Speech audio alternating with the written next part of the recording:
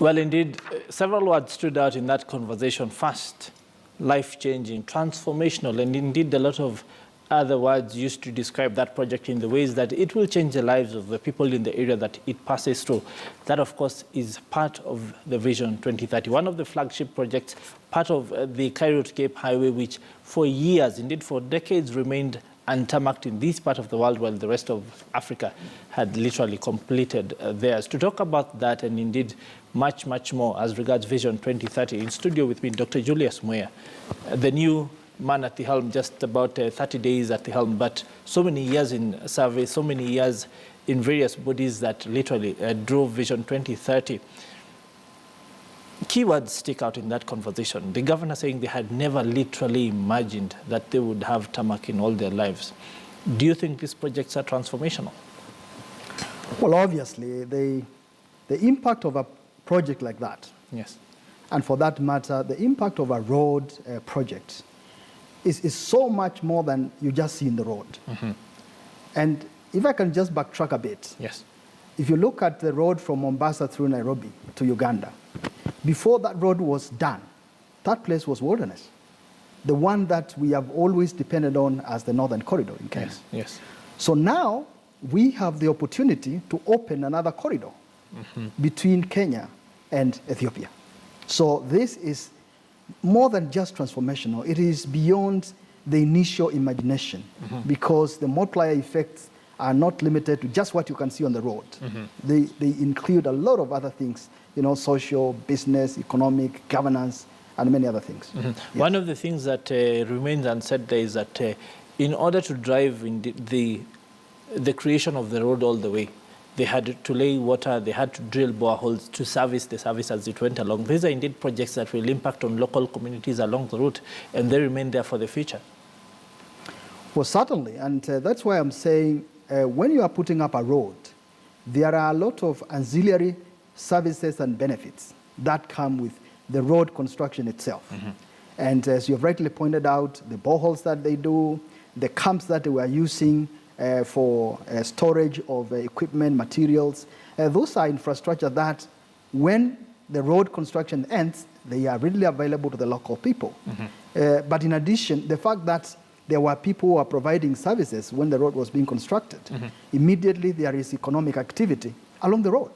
And just watch this space. Yes. That place is going to be a beehive of activity in the next few months. Indeed, something that we would be anxious to see, knowing the transformational benefits. Let's talk a bit about other projects. In this case, we can turn to, for example, the LAPSET. The fact that recently there has been a bit of opposition on the ground saying that they don't want creation of power projects in Lamu that might impact the environment. But away from that, these are indeed projects that will have huge impact going forward. How do we balance what people might see, for example, the impact on the environment, vis-a-vis the benefits that will enable us to open up those sectors and even mitigate those said impacts? Well, certainly, looking at a project like LAPSET is not only transformational, but I would say it is a serious game changer. Yes. A project that is targeting about 2/3 of Kenya that previously was not opened up because of lack of infrastructure. It has benefits that are monumental. But then looking at those benefits, which are quite many, and one then needs to look at the environmental impact. But then the beauty about it is that we've got a very good institutional and regulatory framework of how to do environmental impact assessment, of how to involve other NGOs and the groups that are civil society organizations. And in the space that is provided in Kenya where people can air their views, all the views of people who have doubts about the impact and the benefit of a project of like that are being taken into account. So the more we discuss, the more we talk about it, the more we'll find that the fears that some people have are not founded. Let's talk about the SGR and the fact that even away from the fact that what is in the news is that it recently crumbled in some place, because of water. This is a project that is expected to literally compound the benefits that we received from the first railway line. What should Kenyans expect once this is operational?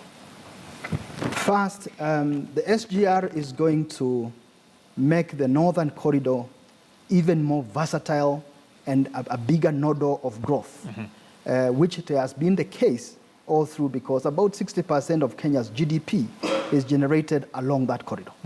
So now when we have a railway line where trains can do about 3 hours from Nairobi to Mombasa, there is going to be an increased throughput in terms of the goods and services that are offered, in terms of the passenger traffic, and also in terms of the cost of delivery is going to come down more than by 40% or so, and also the time taken between Nairobi and Mombasa and along the SGR. So the benefits will be that we'll be able to move more volume, and I see some nodal towns and cities growing along the corridor, you know, bigger than what we have at the moment, because infrastructure by its nature attracts business, it attracts growth. There are those who say that the flip might also be true, that we will literally push to extinction the road traffic in a few of the towns that have depended on things such as trucks along the way. The answer to that actually is the opposite. The opposite is that when we have more volume of loads of traffic in terms of goods being transported from Kenya, outside Kenya, and being imported through that corridor, we're going to have more loads and more cargo. Now, what then the lorries and the trucks, which have been doing that section of the SGR, will do is that they will be now picking that extra load from the stations, either in Nairobi or along the corridor or from Mombasa, and taking it along the corridor inland. And you can see that is being supported by the trunk roads which are being lined, like for instance, from Mombasa down to Lunga Lunga. That will pick a lot of it. From Voi through Matate to Taita Taveta. That again will also be another corridor for transport. So lorries and trucks will now be put to do that which the railway is not doing. Their last mile. Finally, and very quickly, the fact that there are those who feel that in putting up these projects, we have taken on too much debt, that in the future we will continue to pile on this debt in order to be able to fulfill the rest of the projects that are envisioned. Is this a good thing? Is it a bad thing?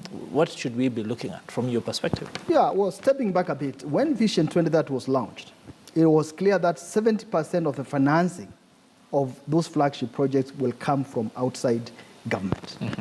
So actually taking on debt when we are doing the standard gauge railway line is to actualize that which was envisaged when we launched Vision 2030.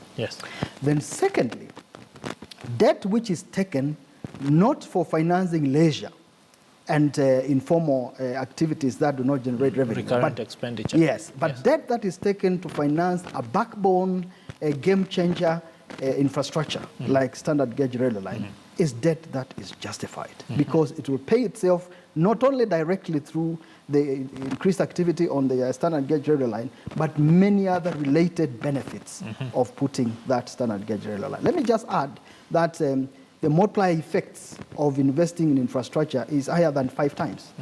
So quite easily, we will actually recover that money fairly quickly. Okay, thank you, sir, for taking the time to talk to us.